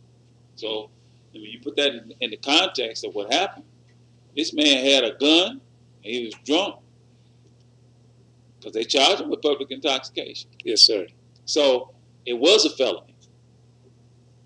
You know, according to this, he was charged with a felony. Yes, sir. So I think I mentioned that it was a misdemeanor. But according to the news, and the reason I said it was a misdemeanor, because I was told earlier by my coworkers I was talking with, he said, man, that was a misdemeanor. And I was like, well, I hadn't read where it was a misdemeanor or a felony. But we also know whatever you're charged with, that doesn't mean that conviction. That doesn't mean that you've been convicted with a felony. Exactly. So I'm interested to know how these charges will play out. You know, I'm interested to know. And I would venture to say, well, no, I'm not going to venture to say. I'll just wait. We just wait and see. Just wait and see what happens. Wait and see. But yes, brother, and moving further, there was an incident in January of this year in North Carolina, where some juveniles, some young girls, apparently was into some kind of confrontation with a 50-year-old white man. And you see in the video, he shoves one of the girls. Oh, yes, sir. And these young people are fearless. That's the first thing you got to understand. Right. So he shoves the girl for whatever reason. I don't know. Don't know all of the backdrop. So she, in response, run towards and swing. And as she run towards him, he haymakers that little girl. She was 11 years old. Now, he was arrested. You know, he was put in jail in North Carolina for whatever. I really didn't read the entire article. I just remembered it, and I thought I'd make this part of the conversation. But even an 11-year-old, come on, is seen as enough of a threat for a 50-year-old, 250-pound man to clench his fist, and he knocked her wow, when he hit her, man, she hit the ground and basically didn't move. She went into the fetal position. Now, can you imagine, but this is your 11-year-old child. Here's this grown man planting his fist in her face. And the point of this, what other ethnic group of women do you see this kind of thing happening to? Will somebody please help me? Are we off here? Or is this kind of activity or this kind of thing just happening almost exclusively to black women and girls? That their lives, their persons, their humanity is so disrespected. And the level of protection around our women is so weak that they get victimized then as well. Because they're seeing, I think it was the Honorable Minister Louis Farrakhan, they used the phrase open season. Yeah. You know, remember, I think it was in South Carolina, I'm not sure, but there was a school resource officer. Yeah. He was called into the classroom, and I guess the girl was being problematic. Yeah. And he literally picked up the desk and snatched that baby across the room. Yeah. Because she wouldn't get out of it. And I'm glad you mentioned that, brother, but continue, because I got some words on No, it's just, you know, and then you listen to the back and forth and talking heads, well, he gave her a command and she was being problematic. You didn't see what she was doing. She was a child. You are an adult. You are the authority figure. You know, you got to figure it out. You cannot lose your composure. Mm-hmm. And you put your hands on a minor and a minor girl. Mm-hmm. Again, you know, like I said, I went to Saginaw High, man. Mm-hmm. And that would not have happened. It's just gonna go down. You know, it just wouldn't have happened. Yeah, and look, this kind of behavior, but these kinds of incidences, where our women are being handled this way, and not only that, brother. I mean, even in our neighborhoods, we're starting to see more and more instances where our women have become victims of homicides. Where they're getting shot down in the street. I'm talking about right here locally. Mm. You know, victims of homicides. And the perpetrators, the shooters, a lot of times are brothers. Yes, sir. Actual fact. Us doing this. You shoot her down. You know, and because of these kind of incidences, brother, and these attitudes that we have, you know, our women are far more vulnerable than they do realize. You know, and this is why in the Nation of Islam, brother, you know, our position as it relates to our women, you don't disturb them, brother. You know, we have a class specifically for our women, women only. Just like there's a men's only class, we have a women's only class.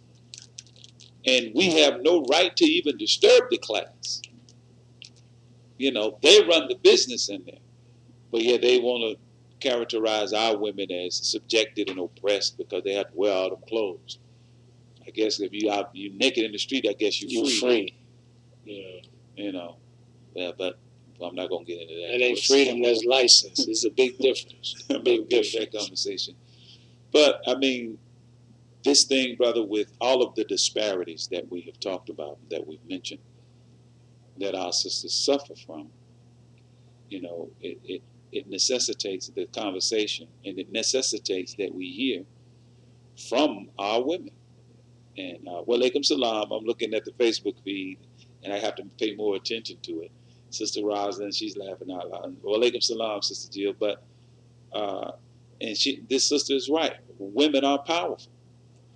And our women have to be made to understand just how powerful they are, you know, and just how important they are as it relates to them being the key, if you will. They are the key, brother.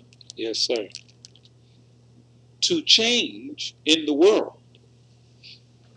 Because every human being of consequence that has ever come into existence had to come through a female.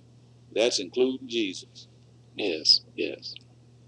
You know, I mean, the bottom line, the most important human being in the minds and hearts of our Christian brothers and sisters, and in my mind and heart as a Muslim, came from a female. You'll get into a theological brouhaha, if you will, over whether God just put the Holy Ghost on Mary and boom, she was pregnant, or as the scriptures teach, that he was of the lineage of David, which is interesting. They skip all over Joseph and go all the way to David. But in any case, the product of Mary's womb. Yeah, he's that. In any case, we all bear witness that he came through the womb of a female. Well, then how important is she that she can give birth to the Messiah? See, the wicked know and understand.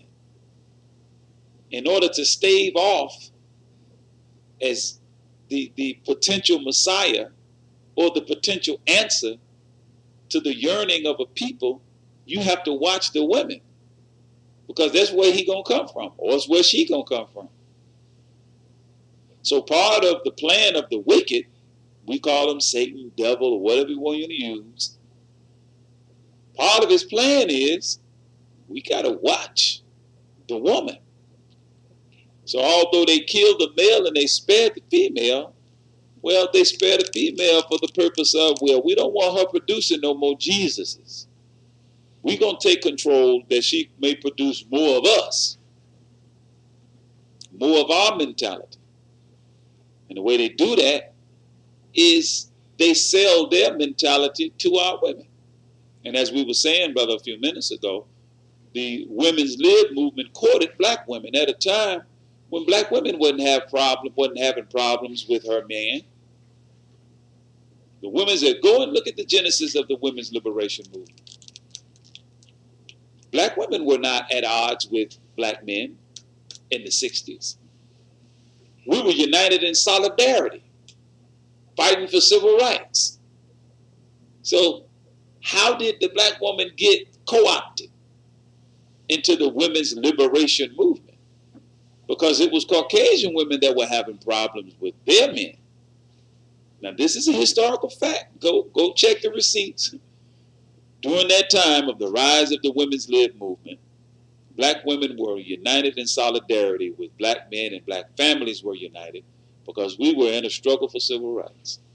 It's correct. A lot of this information, when it came out at Tamika Mallory, started researching, and I was surprised at some of the comments, some of the old women liberals, like Gloria Steinem and some of those. And they even went back to Susan B. Anthony and her comments. I was like, Yeah. Yeah, Gloria Steinem, man. See that? Boy. Again, the political football. There you go. That's all it Our is, women became a political football. Brother Andre, and again, representing Most Honorable Minister Louis Farrakhan, we put things in a scriptural context because he's taught us how to understand, and he's made those books, Bible and Quran, relevant to the liberation struggle of an oppressed people. Yes, sir. And we know that whenever there's a longing in the people, the universal law is that nature will produce one from the womb of a woman to answer the longing of the people. And so for the last 100 so odd years, the people have been longing for freedom, justice, equality, the pursuit of happiness, knowledge, wisdom, understanding. All of these things have been longing, not just here in black people. Now the cry is universal. So the point I'm making now, that a savior has been born for the whole of humanity. Yes, sir. Because the time, the environment, the womb of the world has been the preparatory ground that it will come up out of. And what we have to do now is one, get things back in order. The foundation of the earth has been kiltered. Now we got to set it back right. And it starts with getting a deeper understanding of who we are and getting a deeper and greater understanding of the female, because the Honorable Minister Louis Farrakhan teaches us that the key to the kingdom of God is in the woman. Yes, sir. Yeah, that is a fact, man. So, and I want to, put a little focus on this brother in the Bronx. And I found the article and I pulled it up. He was also charged with felony assault. The brother that kicked the woman on the subway train. On the subway train. Okay. Now, one thing I want to highlight from this article is this. According to this article, which is from the New York Times, Miss Ali Winston wrote the story. Ali, ain't that interesting? On March 23rd, just a couple of days ago of this year. Now, I found this interesting, brother. It says, on Sunday, Alyssa Cox, Mr. Gomez's fiance, said the woman repeatedly threatened her family, including her 11-year-old daughter, as they were traveling back to Yonkers after attending a birthday party. Ms. Cox is quoted as saying, "It looks like he just went over there and started kicking her for no apparent reason," Ms. Cox, 44, said in an interview, adding, "I've known him since he was 16. He's not a bad person." Now, you're looking at a 78-year-old woman. Threatened. She threatened. How? Was it verbal? Now, the question is, why did he respond to her that way? And it sounds like his fiance, of course, naturally, she's going to defend him. But look at the level of response. Okay, if she was threatening her, in policing, there's something called excessive force. Exactly. It's not that what the person is doing is unlawful, not unlawful. Yes, unlawful, and it does require an arrest. But in law enforcement, you should only use the force necessary to effect the arrest. Right. But of course, that doesn't apply. I'm just using the principle. Yes, sir. Here. Was it necessary for him, in the face of whatever kind of threats, and now she pointed a gun at them, that's one thing, But if she just verbally threatened, was it necessary for this brother to go over to this woman and kick her in the face 6 times? Or kick her 6 times about the torso and the head, according to the report? That's the thing. And he was charged also with felony assault. And it says, Mr. Gomez was charged at the time with criminal possession of a loaded firearm, criminal possession of a firearm, and criminal possession of a weapon after the police said they found a Mossberg shotgun in the car, a 2018 Mercedes with taxi license plates. So I guess, they went to his house and got him and found all these things. It says, while crime in the subway and city is at lows not seen since the 1950s, violent encounters in the transit system posted on social media receive outsized attention. One such attack was the murder of 20-year-old Abel Mosso. Okay, that's something else. But look at the response and the defense from his fiance. So apparently she felt that his response was appropriate. Now, they didn't go into the detail of the specifics of the threat that the woman posed. She just said she threatened them as they were on their way home from a birthday party. Now, brother, look, I don't know about anybody else, but I've been threatened before by people that as I size them up, I know that's just mouth. Looking at you, I know that you are absolutely no serious threat to me. And I didn't see the need to respond, with physical, in any kind of physical way. And I've seen guys on the street begging for money, and when you don't give it to them, they get angry. Yes, and they act like they want to do something to you. And I'm looking at this disheveled guy, and You know, and I just look them eye to eye just to let them know you don't want to do this. And I've never felt the need, even though some have verbally threatened. You know, you'll get ready to call the police. Not realizing that that's what I do. I don't say nothing. Yes, sir. I just look eye to eye and say to myself in my mind, it would be in your best interest to just take my no and go about your business. Yeah. Leave this alone.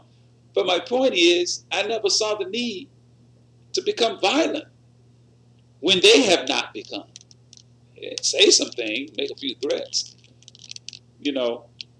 But where our women are concerned, and I'm a man, but a woman verbally threatened you, and I've had that before. Yes, sir. It happened right around the corner from the mosque, brother. Little sister, she came inside the little corner store. I stopped there to give me some water. She stand in the store, asking people for money. You know, and I didn't have any really at the time. Just had a couple of dollars on me. Bought me a little bottle of water, I think it was.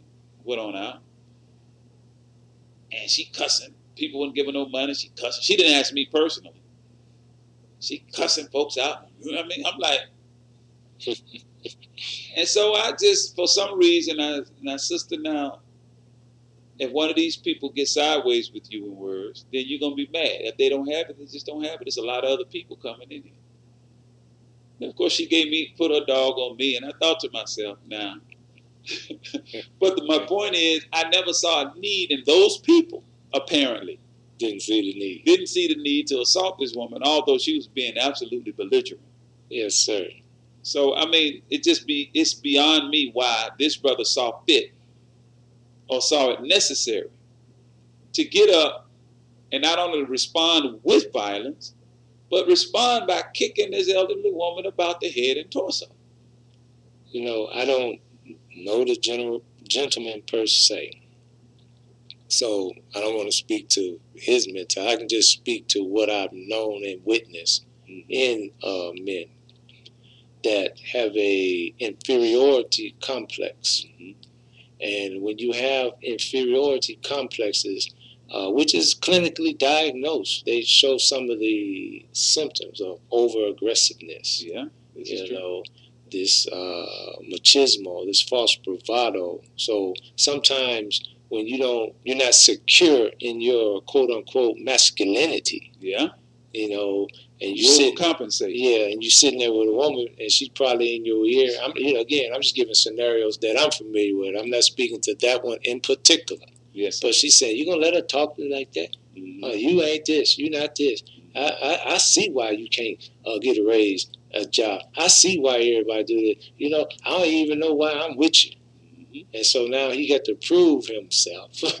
I don't know if that was the case. Again, I'm just giving a different scenario about stuff I've witnessed. So now you go overboard because you responded disproportionately to the threat that was given to you. If she wasn't brandishing a weapon or a gun or anything of that nature, and she was just verbally accosting you, again, which our women mouth are real sharp, then you should have handled it verbally. Or you should have just said, you need to go on, Grandma. Or whatever was the case. Yeah. It cost you nothing because, I haven't heard that she physically put her hands on him. Or posed a threat to them. Exactly. So, again, all I can deal with what I saw. Yes, sir. And it was not just him, because I've got to reiterate this, not just him doing that. He was dead flat-foot wrong. Yes, but sir. I'm trying to see this videographer now. The one that did nothing to stop this. He did nothing. It put me in the mind of a hadith, where it says that, when something is going wrong, you could do something to change it, or inquire about it, so to speak. Or lift your voice. Or pray about it. They say, but that's the weakest part of faith. That's the weakest part of faith, praying about it. Yeah, because your inactivity, you ain't doing it. You're not doing what you could do. So. Yes, sir. But, brother, also, man, we're mentioning all of the challenges that our sisters face. That's why we call it unprotected disrespect. Even in the hair care market. I found an article about hair products popular with black women contain harmful chemicals, and I read that today. Yes, sir. They've been associated with God. I forgot the term. Some sister, I know it's a sister out there, know what I'm thinking of, perhaps. But we know the sisters. It's a medical condition that they have linked possibly to chemicals and hair products used to straighten these sisters' hair. Man, I can't remember the medical term. Hold on, maybe it's in this article. But I can't remember the toxic ingredients.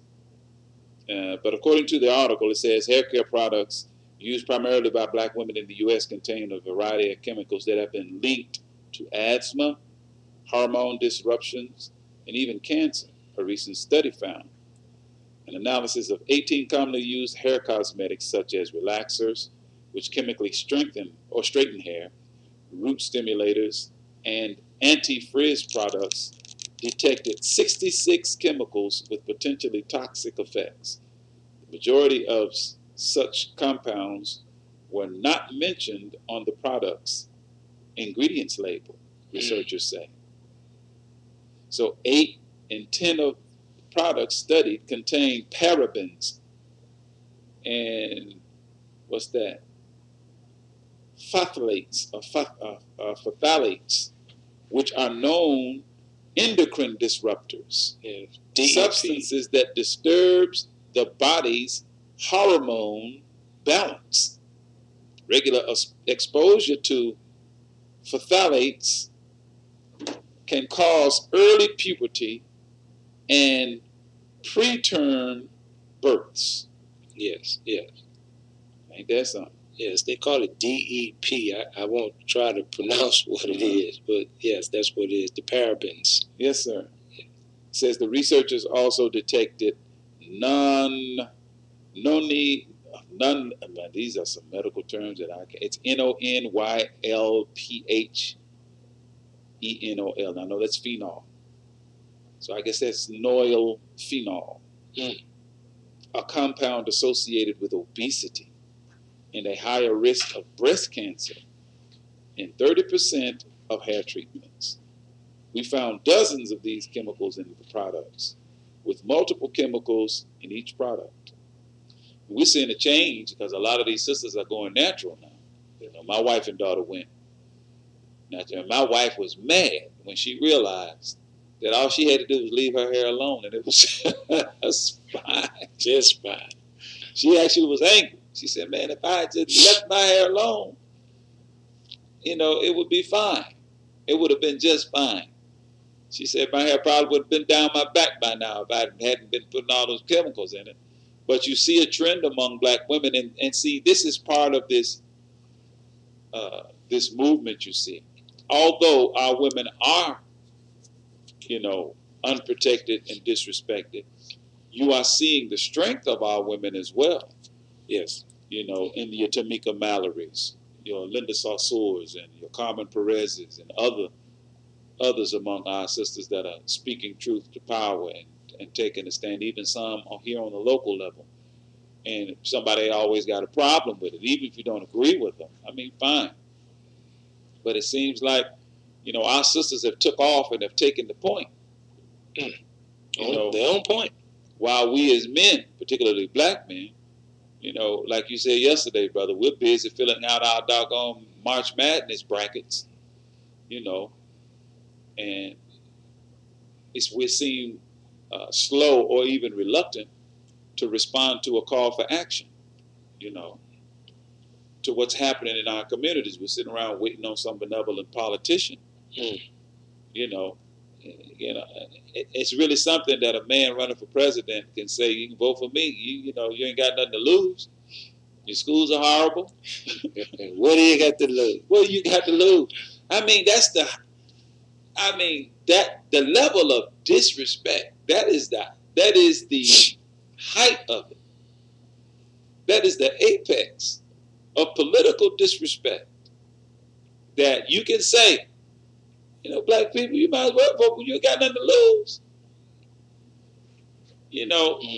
That speaks to the weakness, the internal weakness we have politically, socially, and economically. That's a presidential candidate can say that to us and not even feel that he'll suffer a consequence. Right. Because we love the devil, and the devil gives us nothing. Yeah.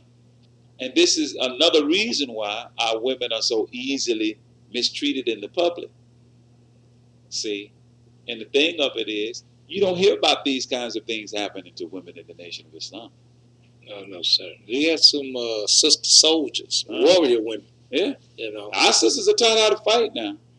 You know, you mess around and grab the wrong hijab or headpiece, you may get you a 2-piece and a biscuit straight to your mouth.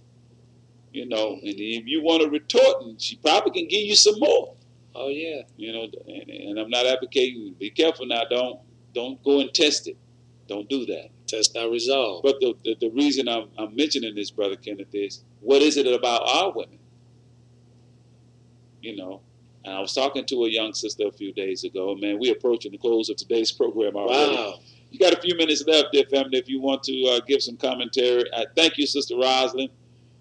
She said, natural is in. I love it. Yes, ma'am, Sister Rosalind, right? She's always on.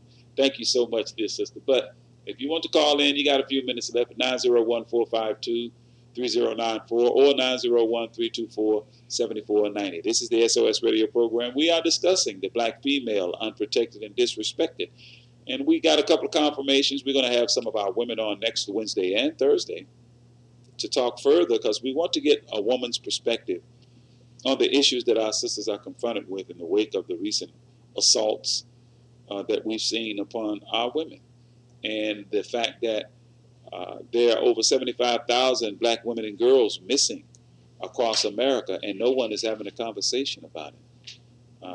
At least a significant enough conversation where national attention is drawn to this issue.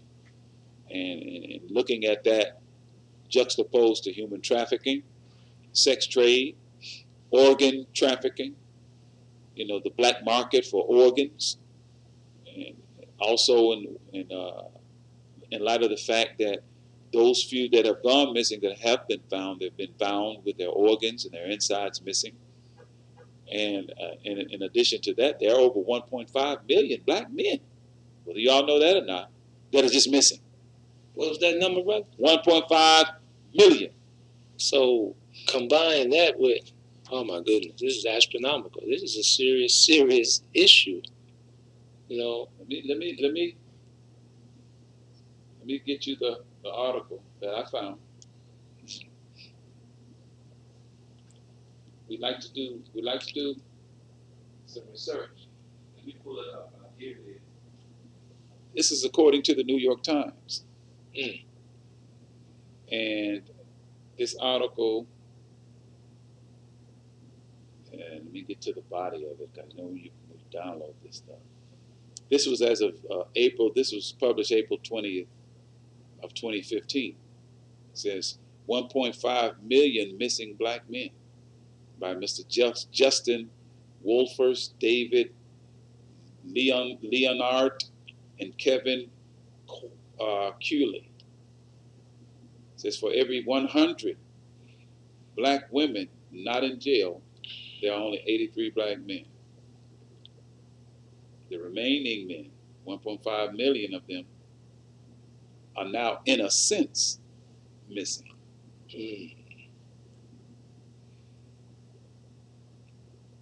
But this is what the article is referring to.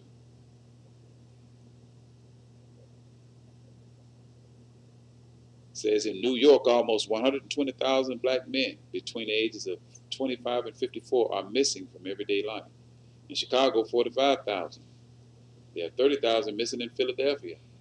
Across the South, from North Carolina, South Carolina through Georgia, Alabama, Mississippi, and into Ferguson, Missouri. Hundreds of thousands more are missing.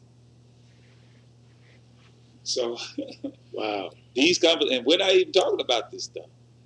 This is in conjunction with you finding black men being hung, you know. And this is something we need to do some introspection as a people in our communities and what's really happening, man. Yes, and you know, with the stuff that's going on that we're bringing, and this is why a show like this, the SOS program, is so important. Because if we don't talk about it, then who will? It's not going to get talked about, you know. And I know sometimes some people see it, may perceive it as negative commentary. No, brothers and sisters, please don't receive it that way. Because we are pointing out maladies that we are suffering from in our communities that with knowledge and right guidance, we can change it. Yes, we can. We can change it. And we offer to you the fact that the truth be told, it's been documented since its presence in North America. The Nation of Islam has been a model community of the effect of right guidance, whether it comes through the vein of quote-unquote Islam or through the Christian church. Because there was a time in this country where the church was the pillar of the community that kept families together, kept the black family together. The church is just as important today as it has been in the past. But the problem is a lot of things have crept into our community, into our churches, and even into our mosques that has been to the detriment of our families and to the detriment of our community. But I must say, dear brothers and sisters, that the Nation of Islam, as a community, we do not suffer, ratio and proportionately speaking, the number and the kind of illnesses that you see in the broader community. That is because we believe firmly in putting into practice, beginning with self and extending to our families and to our community, the principles that govern proper human conduct. It's just that's why on Fridays we invite you out to our study class entitled Self-Improvement, the Basis for Community Development. That's a very important title. Yes. And course of study. No community is any better than the people that live in it. So what you see happening to our women is in part the result of our inaction and our refusal to even act. Our refusal to reach across religious ideologies and embrace one another in solidarity and work towards solutions to problems that all of us suffer from. I don't care whether you're Muslim, Christian, or whatever. The level of stupidity sometimes that exists among quote-unquote leadership, whether it's political leadership, religious leadership, and otherwise. You know, we're suffering. And thank you, brother. Brother gave me the time signal. We are out of time, so let me close tonight's program. Thank you, brothers and sisters, for tuning in. We got about 1 minute left. So please join us at Mosque number 55 this Sunday at 10 a.m.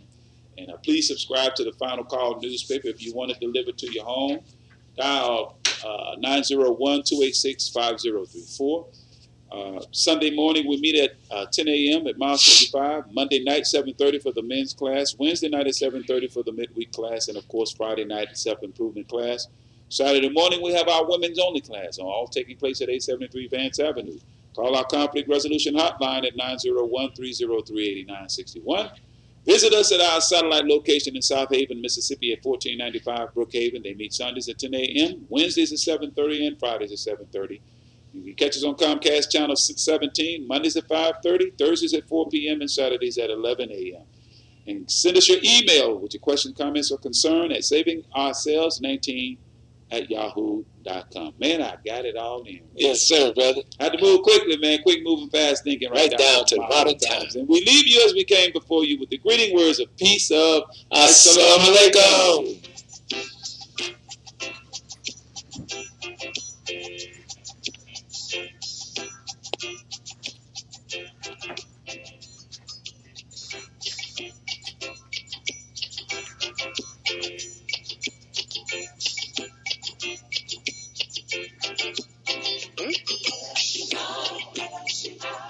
Everybody join in this melody.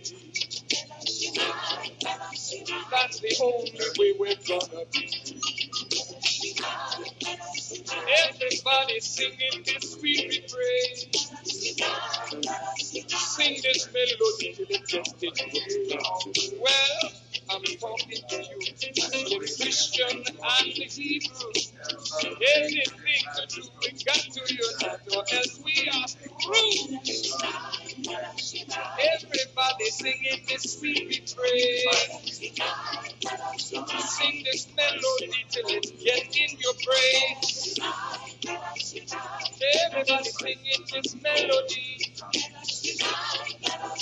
That's the only way we're gonna be free.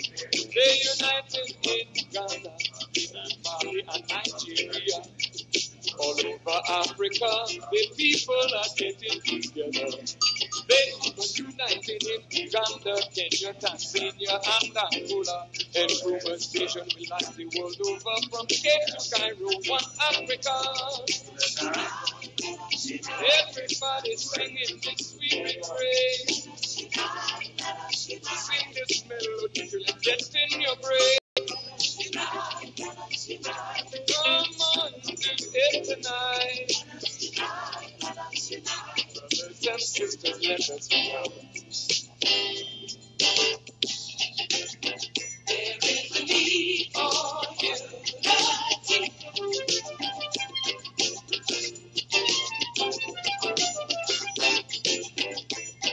The best for you and me.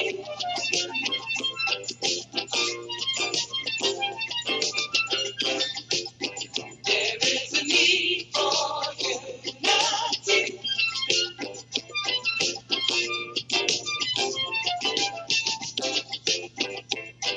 The best for you and me.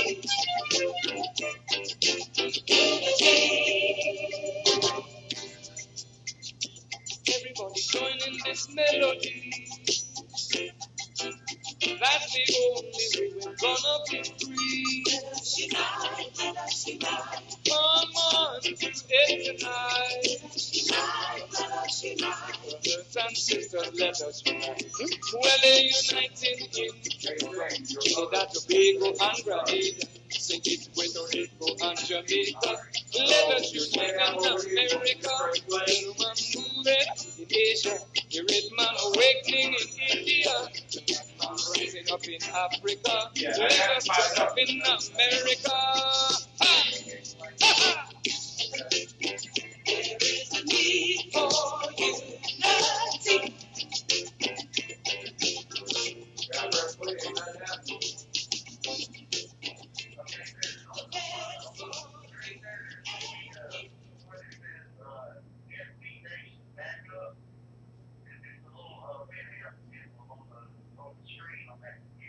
The one that I'm on? Okay, the one over here to the right, sitting on this stand?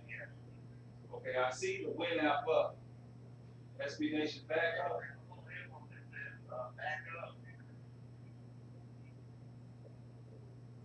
Oh, is it on the win app?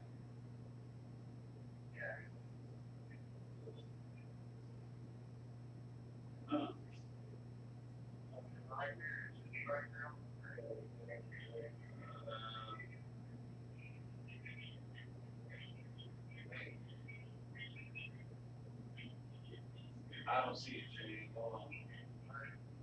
I see there.